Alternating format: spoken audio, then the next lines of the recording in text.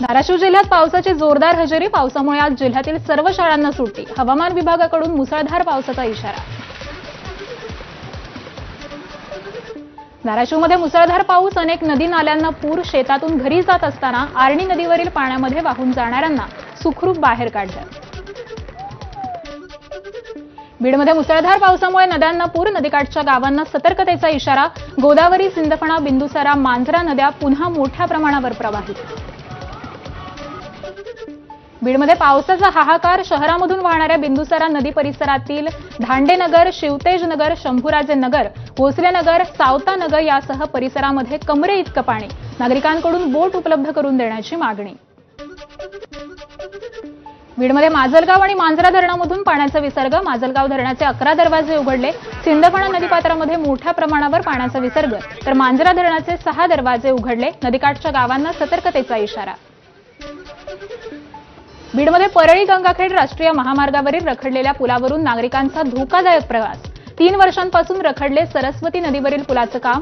लवकरात लवकर पुलाचं काम करण्याची मागणी. नांदेडच्या किनाळा इथं ढगफुटी सदृश्य पाऊस. पावसामुळे कुंचेली गावाचा संपर्क तुटलाय. शेकडो एकर पिकं पाण्याखाली.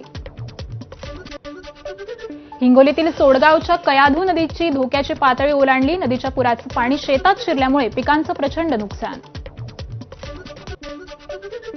हिंगोलीतील दांडे गावाला मुसळधार पावसानं झोडपलं. गावाजवळून वाहणाऱ्या ओढ्याला पूर, तर पुराचं पाणी शेतात शिरल्यानं शेतातील पिकांचं अतोनात नुकसान. दक्षिण सोलापूरमध्ये जोरदार पावसामुळे उळे कासेगाव पूल पाण्याखाली गेला. वाहतूक बंद. पूरसदृश परिस्थिती निर्माण होण्याची शक्यता. पुलाची उंची वाढवण्याची अनेक दिवसांची मागणी. पंढरपूर, माढा, सांगोला, मंगळवेढा, करमाळा जिल्ह्यात पावसानं झोडपलं. सीना कोळेगाव धरणामधून मोठ्या प्रमाणावर पाण्याचा विसर्ग सुरू.